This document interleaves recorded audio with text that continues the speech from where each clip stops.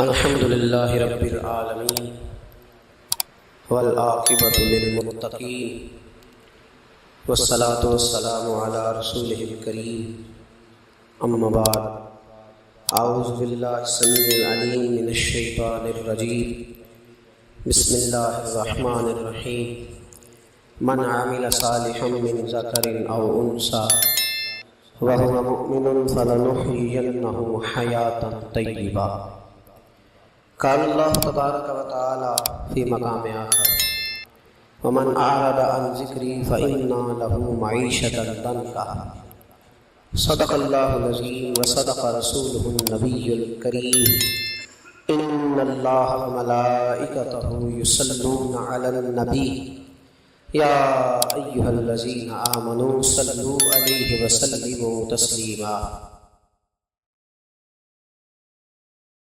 اللهم صل على سيدنا مولانا محمد معدن الجود والکرم وآلہ وصحبہ وبارک وسلم۔ عزیز دوستو، انسانی زندگی اثرات لیتی ہے، اچھے اثر بھی ہوتے ہیں، برے اثر بھی ہوتے ہیں۔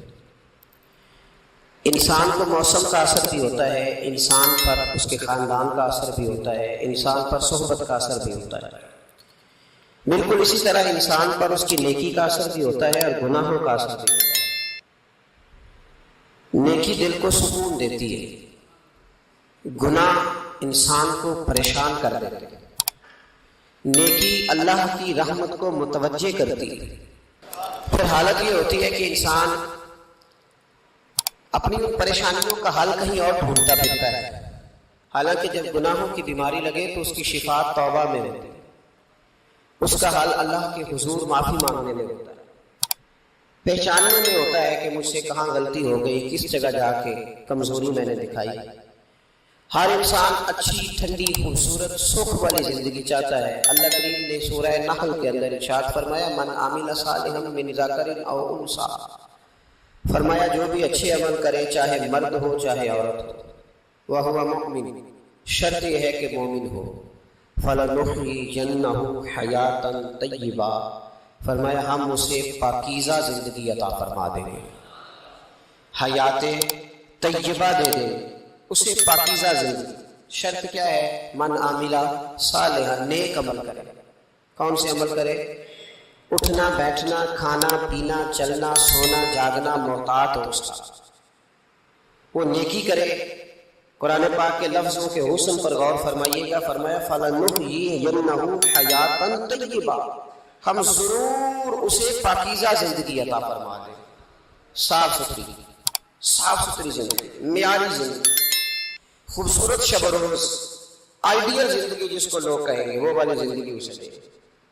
اور دوسرے مقام پر سورہ طٰہٰ کی آیت نمبر 124 میں فرمایا وَمَنْ أَعْرَضَ عَنْ ذِكْرِي، جو ہمارے ذکر سے منہ پھیرے گا، جو ہمارا کھا کے چہرہ کسی اور طرف کرے گا، جو چلے گا ہماری زمین پر لیکن توجہ کسی اور طرف ہوگی، آسمان کی چھت ہماری بنائی ہوئی لیکن اس کے خیالات کہیں اور ہوں گے، فَإِنَّ لَهُ مَعِيشَةً ضَنْكًا، فرمایا ہم اسے تنگ زندگانی عطا کر دیں گے، اس کی زندگی تنگ ہو جائے گی، اس کی معیشت تنگ ہو جائے گی۔ گناہ زندگی کو تنگ کر دیتے ہیں، نیکی زندگی میں آسانی پیدا کرتی ہے۔ آپ کو اگر زندگی میں سکون چاہیے ہو تو آپ کسی غریب کی خدمت کر کے دیکھیں، اللہ کتنا سکون عطا کرتا ہے۔ آپ بڑے پاورفل بھی ہیں، بڑے طاقتور بھی ہیں اور بڑے باوقار بھی ہیں، لیکن کسی کو گالی دے کے آپ کا دل کبھی ٹھنڈا نہیں ہوگا، تکلیف ہو، اس کے اندر آزمائش ہو۔ ڈاکٹر ریسرچ کرتے ہیں، ڈاکٹر وہ کہتے ہیں گناہ کرنے سے آدمی جسمانی طور پر کمزور ہوتا ہے، لیکن وہی عمل اگر وہ بطور نیکی کرتا ہے تو اللہ اس میں اسے قوت عطا فرماتا ہے، اسی عمل میں اللہ اسے قوت عطا کر دیتا ہے۔ ویسے تو اشارہ دے رہا ہوں، اس بات کی تفصیل میں نہیں جانا چاہتا۔ میرے عزیز یہ یاد رکھیں کہ نیکی آپ کو سکون دے گی، نیکی آپ کو ٹھنڈا کرے گی۔ اللہ تبارک و تعالیٰ نے قوموں پہ عذاب نازل کیا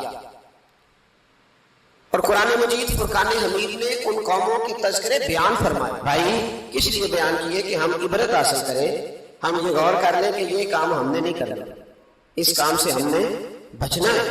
ہم نے غور کرنا ہے کہ یہ چیز ہمارے اندر. لوگ کہتے ہیں نہیں جی نہیں ہم پہ یہ عذاب نہیں آئے گا, بالکل نہیں آئے گا, اس میں شک نہیں. پر اللہ نے بیان کس لیے کیا تھا؟